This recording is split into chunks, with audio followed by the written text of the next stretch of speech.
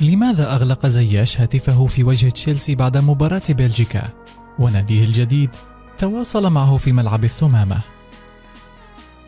تعج مدرجات ملاعب كأس العالم بأهم الكشافين على مستوى العالم لأعتى الأندية الأوروبية، واليوم اتفق من حضر منهم لمشاهدة مباراة المغرب ضد بلجيكا على أن جناح تشيلسي حكيم زياش يستحق مكانا ووضعا أفضل مما هو عليه الآن. وبالفعل اتخذ فريق عملاق قراره النهائي بضمه في يناير عقب انتهاء بطولة كأس العالم. فما هو هذا الفريق يا ترى؟ وما قصة رسالة جراهام بوتر للنجم المغربي بعد تألقه ضد بلجيكا؟ استحق حكيم زياش الخروج بجائزة رجل المباراة من لقاء لعب فيه نجوم بحجم تيبو كورتوا وكيفن دي بروين وإيدن هازارد، ليثبت للمباراة الثانية على التوالي أنه سيلعب بطولة للتاريخ تجعل نادي تشيلسي يعد أصابع الندم على تهميش أسد الأطلس طوال تلك السنوات. هذا اللاعب الذي يمتلك بداخله العزيمة والإصرار ليقود منتخب بلده لمجابهة الكبار.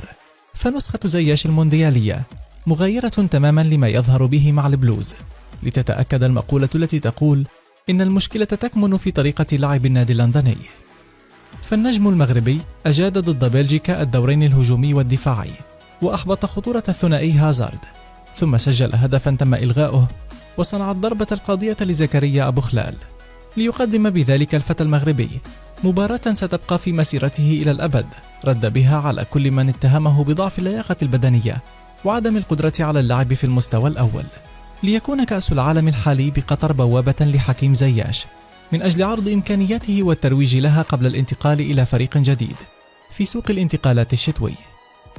وهذا الفريق الذي تحدثت عنه الأخبار هو نادي ميلان، الذي سرعان ما عجل بالتفاوض مع تشيلسي من أجل ضم صاحب 30 عاما بعد شهور من متابعته ومراقبته في مبارياته القليلة بل النادرة هذا الموسم. وكانت مباراتين فقط مع المنتخب المغربي كفيلتين بتحسين صورته أمام مسؤولي روزنيري، ومن المتوقع أن رسالة التهنئة التي أرسلها له مدربه في تشيلسي جراهام بوتر عقب المباراة لن تشفع من أجل تغيير قناعاته، بعدما كان يرجوه في فرصة أخيرة قبل كأس العالم للحصول على دقائق مع النادي اللندني لتحسين وضعيته البدنية والذهنية. ولكن مدرب برايتون السابق لم يمنحه إياها، واستمر في عناده بالدفع بكل العناصر الممكنة في قائمته باستثناء حكيم زياش. والآن بات يخطب وده ويحاول إثناءه عن الرحيل، ولكن الأسد أصبح في موقف قوة وسيختار بكل حرية خطوته القادمة.